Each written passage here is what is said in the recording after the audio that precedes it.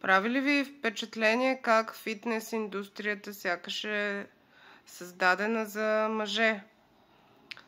Някакси жените сме поставени на заден план с нашите хормони, никой не се занимава, пък камо ли като родим и станем майки, съвсем ни отсвирват. На мен това не ми харесва и съответно точно за това съм се насочила най-вече към жените. Защото за нас се мълчи.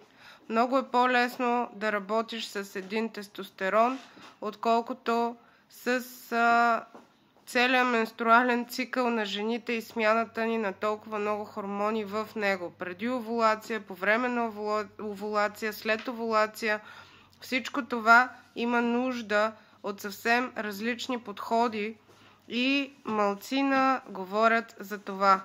Затова аз искам да съм тук за вас и да ви помагам в пътя ви, защото наистина, за да боравиш с женските похвати и женски тренировки и диетология, трябва да се заровиш доста надълбоко, дори да стигнеш до генетиката, за да видиш какво всъщност има изискване и всичко това, от което ние жените имаме необходимост.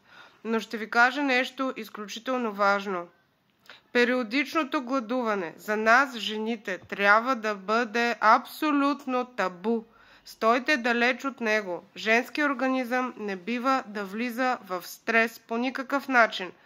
А това периодично гладуване единствено ще ви спре от вашите резултати и няма да постигате нито отслабване, нито каквото и да било. Ако един мъж може да си позволи да гладува по цял ден и да се нахрани веднъж, 2, максимум 3 пъти дори, което вече не се води и гладуване, но зависи според интервалите, то ние жените трябва да си забраним гладуването. До 30 минути след ставане вие трябва да вкарате нещо във вашия корем. Това могат да бъдат различни закуски, но въпросът е, че задължително за нас жените, за да се спре стреса и да се вкарате в прогресивен метаболизъм, трябва да се нахраните до 30 минути след ставане.